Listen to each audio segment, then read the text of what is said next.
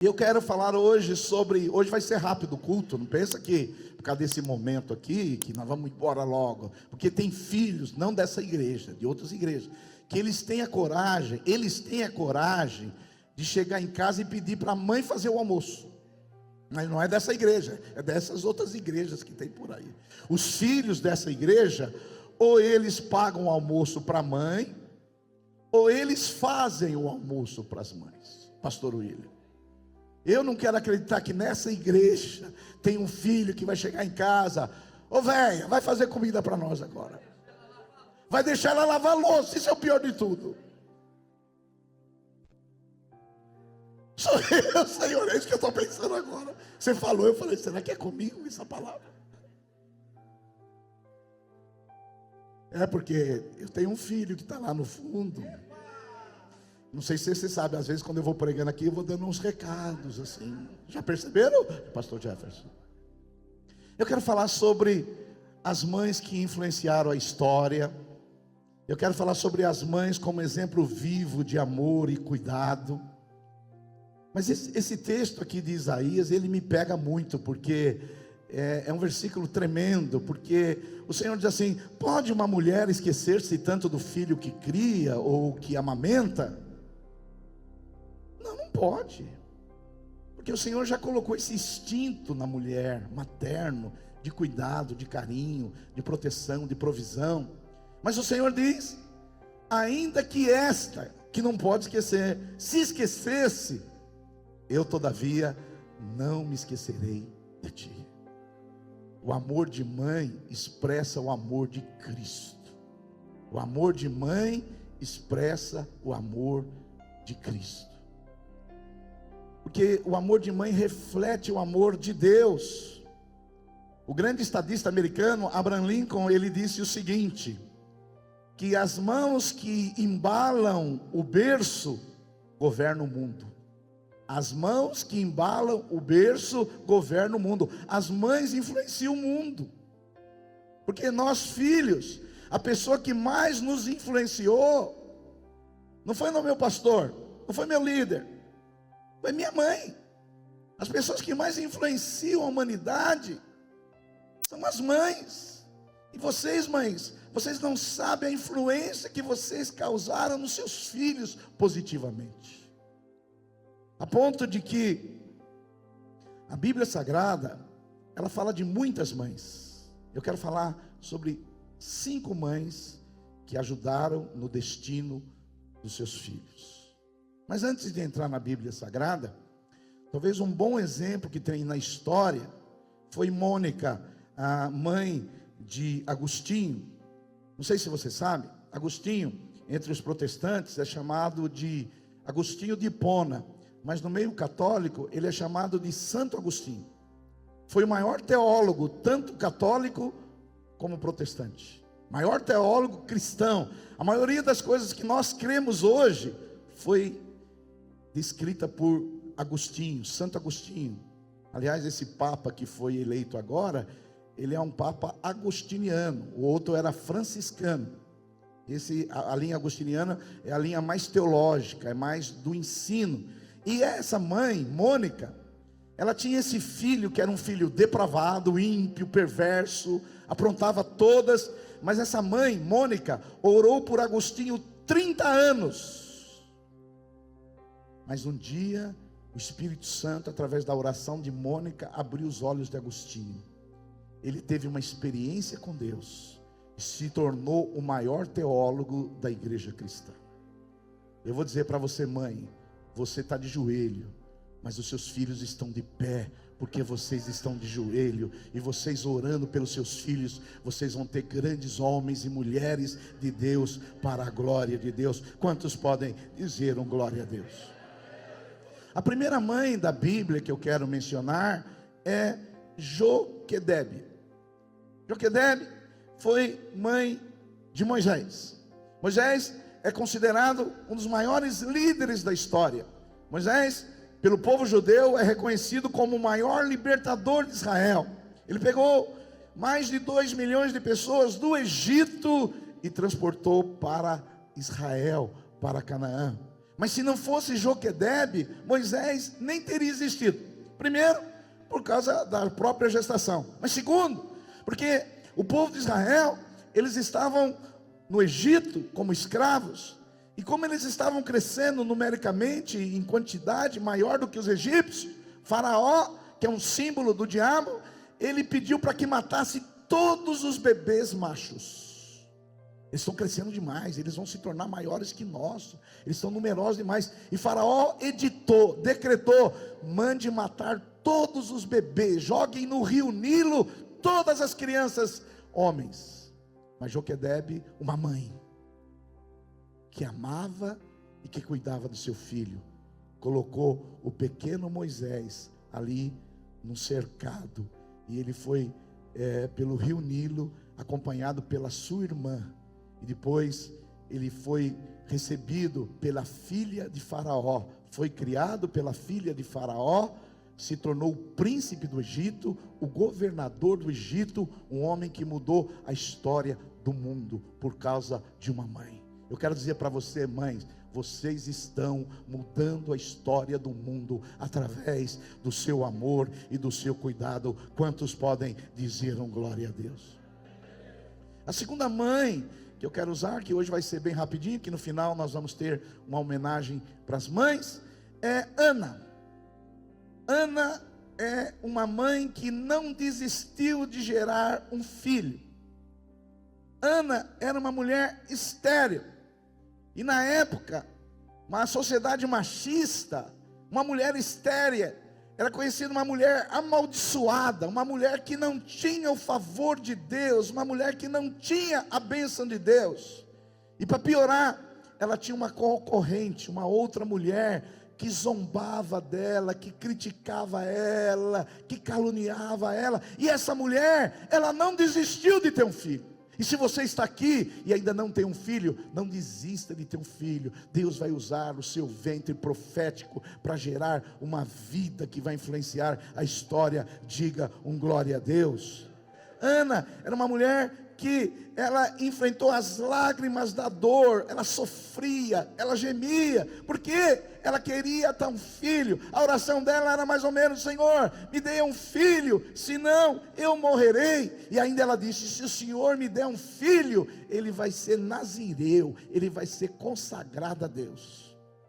E essa mulher, ela foi um dia lá conversar com o sacerdote, ela foi lá no templo orar, e ela gemia, ela gemia, ela gemia, ela gemia, a ponto do sacerdote ver ela gemendo, achou que ela estava embriagada, logo de manhã. E o sacerdote disse para ela: mas como que você já está bêbada logo de manhã? Ela falou: Senhor, eu não estou bêbado, eu estou no gemido por causa de um filho. E Ana orou, gemeu, jejuou, não desistiu de ser mãe. Deus deu para ela o maior profeta do Velho Testamento, chamado Samuel. Através de Samuel veio a geração de profetas, e ela consagrou o seu filho a Deus. Mas Deus não deu só Samuel, depois Deus deu mais 5 filhos para Ana, porque ela não desistiu do seu filho. Você que está aqui, não desista do seu filho, não desista daquilo que Deus deu para você, porque Deus quer usar a sua vida para influenciar a história. E quero declarar: se houver alguma mãe estéril aqui, eu creio que Deus pode hoje abrir a sua madre e você vir dar a luz. E quando eu falo disso, eu lembro dessa família aqui do Valdir. Eu lembro dessa família bonita que está aqui. O Valdir e a Luciana, eu me lembro muito bem, em torno de 20 anos atrás, eles foram num encontro com Deus, não foi isso? E me lembro que, 2001, 24 anos, eu me lembro que lá no encontro acontecem coisas gloriosas, grandiosas, milagres. Se você não foi, você precisa ir. Em algum momento, o Espírito me tomou assim, e eu fui lá profetizar na vida deles, e eu nem os conhecia bem. E eu disse: olha, Deus vai colocar uma criança no seu ventre, E o nome dela vai ser Vitória. Aleluia. Mas eu não sabia de algumas coisas. Primeiro, que ele já tinha feito a cirurgia de vasectomia. Eita. Segundo, ela já tinha sido recomendada pela médica para não engravidar, que ela ia perder. Duas coisas, e aí você vê eu como profeta. Porque ser profeta, esses que vivem uma vida itinerante, até não é difícil, você profetiza e depois você vai para outro lugar. Mas quando você é profeta e vem pregar aqui todo domingo e toda quarta, aí você vai olhar para a cara da pessoa e ela fala, e aí? O pior profeta que tem é o pastor da igreja local. É verdade ou não é? Porque os outros pregam e vão embora. E aí eu falei, amém, aleluia. E eu lembro disso. Eu lembro muito bem, essa imagem nunca vai sair da minha mente. Que ela engravidou, mas ela passou muito mal, né, Luciano? Ela foi parar no Hospital Brasil. Eu fui lá visitá-la. E segundo eles, na época, me disseram, a médica disse, eu falei que você não poderia engravidar. Você vê, esse é o relatório humano, natural. A gente não nega, é um fato. Mas nós cristãos, nós não vivemos baseado em fato. Nós vivemos baseado numa verdade. A verdade é que Jesus na cruz do Calvário levou as nossas dores e as nossas enfermidades. Aleluia. A gente não nega o fato. Eu não estou doente, eu não estou com esse problema. Não, a gente não nega, nós não somos negacionistas. Só que esse é um fato. Mas a verdade é o que é a palavra de Deus. O fato é que o camarada era cego. A verdade é que Jesus Nazaré abriu os olhos dele. Essa é a verdade. Eu me lembro lá no hospital, a Luciana falou, pastor, a médica veio e falou, não falei que você não podia, que você ia perder. Aí eu usei exatamente o que eu estou falando isso para você. Falei, você vai acreditar no fato ou na verdade? Você vai olhar para a condição ou você vai ver a sua posição? E lá nós oramos e confirmamos isso. E olha só a menina bonita que está do lado deles lá, a Vitória. Aplauda o Senhor para a glória de Deus. Para mim, isso é maravilhoso. Isso é maravilhoso porque esse é o Deus que nós servimos. Esse é o Deus que nós servimos. Ana não desistiu. E se você está aqui, e se você receber um relatório natural, você não pode ter filho, a sua família não pode ter filho, é um fato. A gente não nega isso. Mas nós acreditamos no sobrenatural, no extraordinário, no metafísico, no que excede. E hoje Deus pode tocar no seu ventre e pode gerar.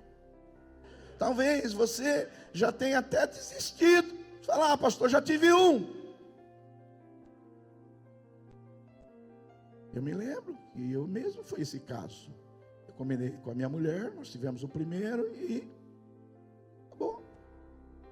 E ela falou, é um da barriga e um adotado. Ela tinha colocado isso na cabeça dela. Amém. Aí veio o da barriga, minha filha que tem 31 anos. Mas depois, eu já estava quase com a idade de Abraão. E o Senhor, eu fui no retiro, lá em Mariporã. De nada, o pastor pregando, eu ouvindo. Aí ele estava pregando sobre Isaac. E de repente eu senti o Espírito falando, você vai ter um filho. Eu falei, isso aqui deve ser coisa maligna. Sai, Satanás, essa confusão. Você quer briga com a minha mulher não quer ter filho. Aí eu saí de Mariporã, isso faz 22 anos.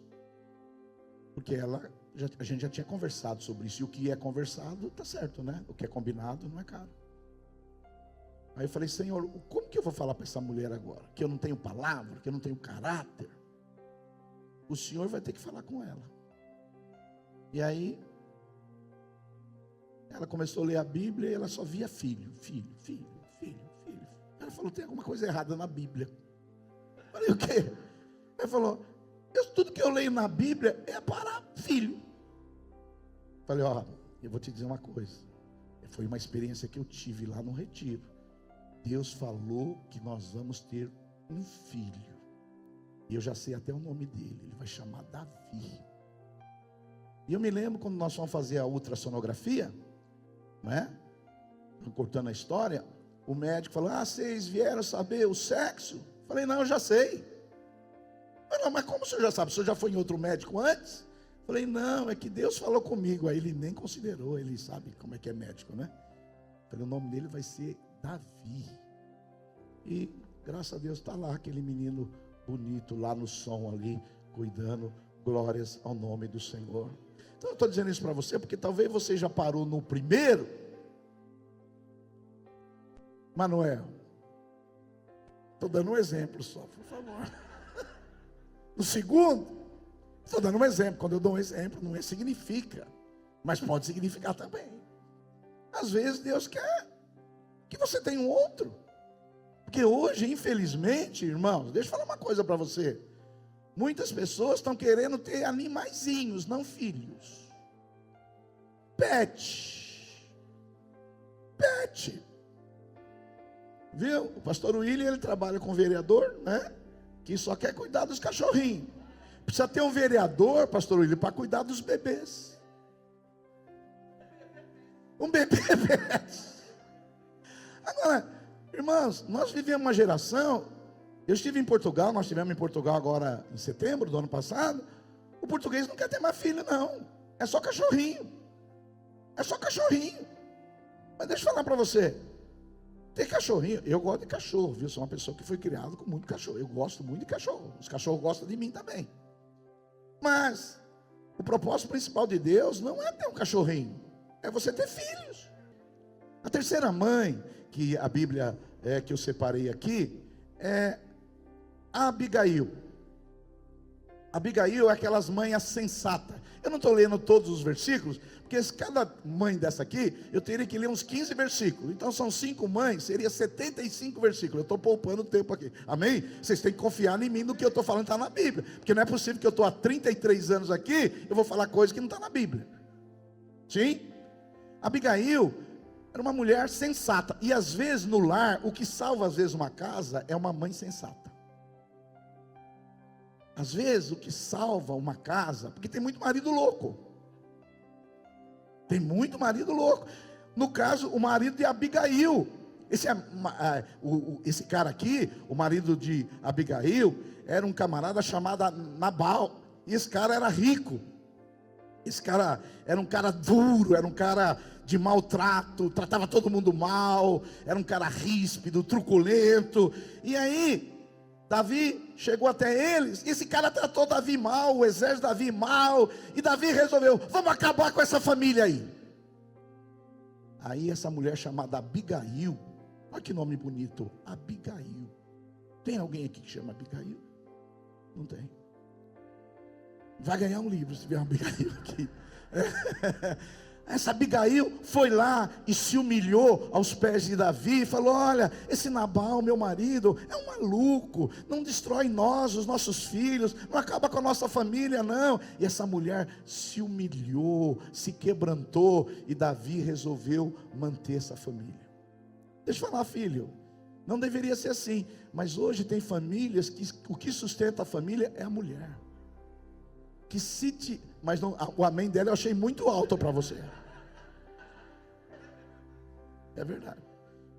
Se fosse um amém assim, amém. Mas o amém foi amém. Aí eu achei assim, porque tem mulher que sustenta muito a família.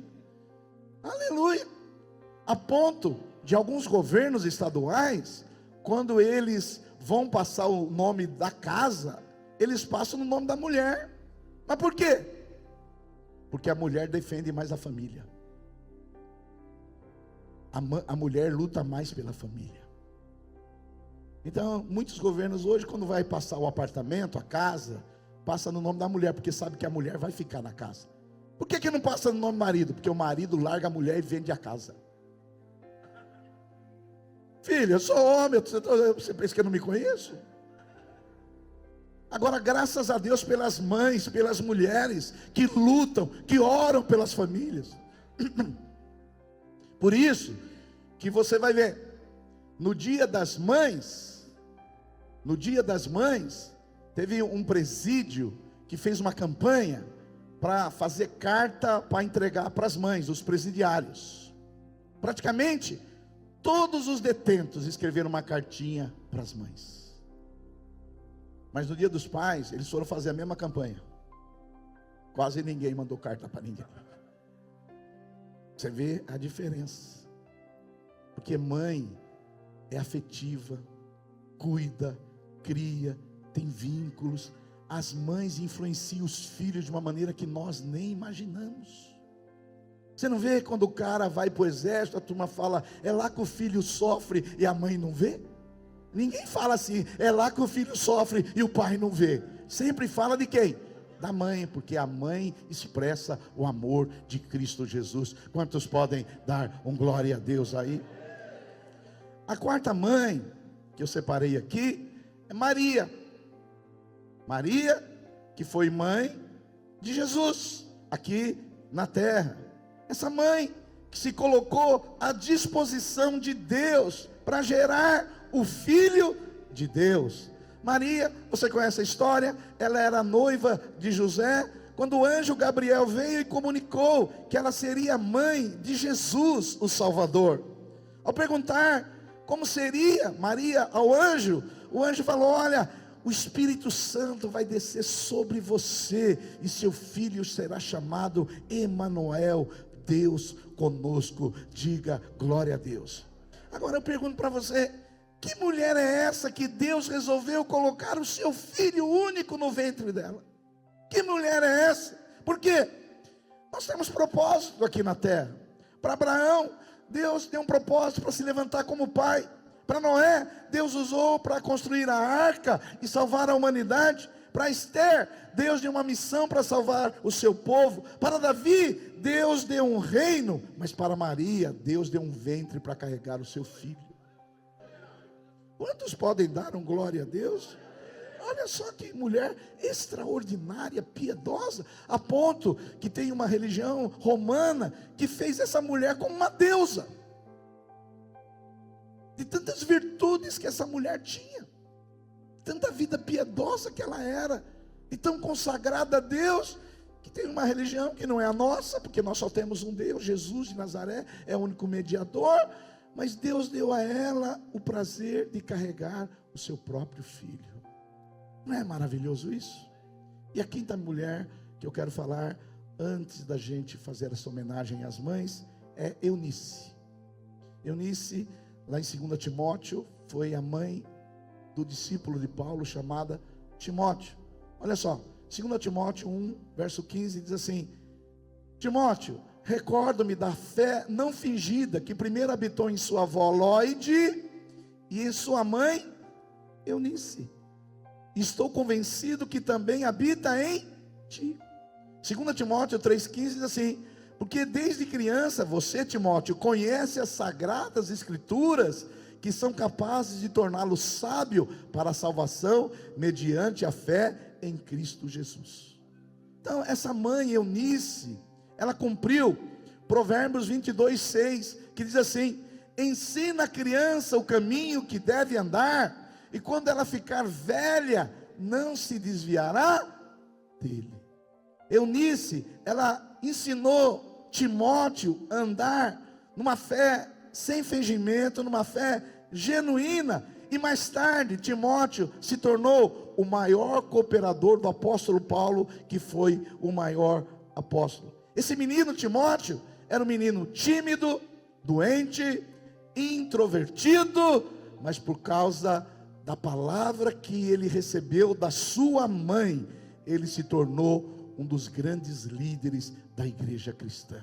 Eu creio que nós vamos ter mães aqui que estão influenciando filhos, e esses filhos e filhas se tornarão grandes homens de Deus. Ah, pastor, mas meu filho agora não está aqui. Não está aqui, mas não olha para a condição, olha para a sua posição, olha em fé que Deus vai trazer aquela criança, aquele jovem, aquele adolescente para ser um grande homem de Deus, porque mães de joelhos coloca os seus filhos de pé. Os nossos filhos serão herança do Senhor, serão abençoados por Deus. O inimigo não vai tirá-los, porque aqui nós tem mães que oram, mães que estão de joelho, mães que clamam, mães que buscam, e nós teremos alegria de ver os nossos filhos influenciando muitas pessoas para a glória dele. Então, as mães são essas pessoas maravilhosas que expressam o amor de Cristo. Então, quando você quer, pastor, eu não consigo ver o amor de Cristo, olha para uma mãe.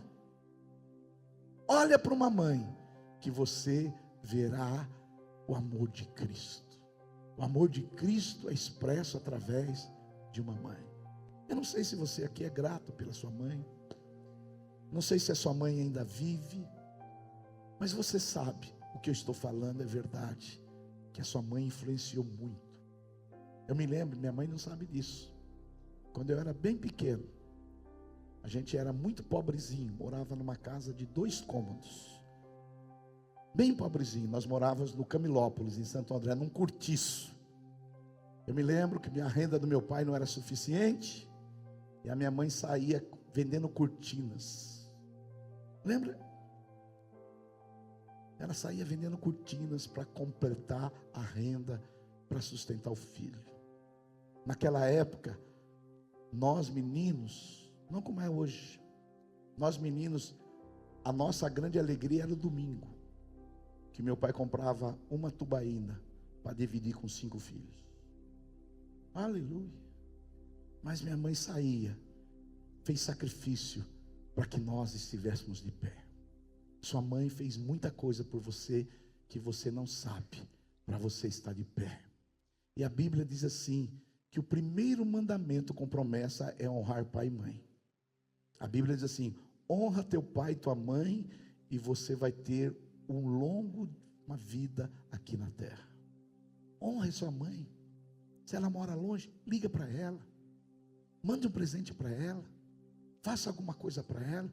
Hoje eu resolvi honrar minha mãe, aqui, não é fácil trazê-la.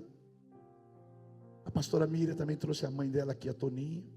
São 2 mães queridas, que as 2, não sei se estão com essa prática ainda, acordavam 3 horas da manhã, para orar por nós. 2h30. 2h30. Voltou a orar de novo, 3 da manhã. Ela ora por você, por essa igreja. 3 da manhã. Eu já tentei fazer isso, mas não consegui. Mas ela consegue. E eu creio que nós vamos gerar filhos que vão influenciar a história, que vão marcar geração, que vão cumprir uma carreira, que vão fazer o bom combate da fé. Nós vamos louvar a Deus cantando uma canção, depois nós vamos entregar uma lembrança, vamos orar pelas mães e vamos honrar as mães, porque eu creio que você vai ter uma família abençoada para a glória de Deus. Fica de pé no seu lugar, em nome de Jesus.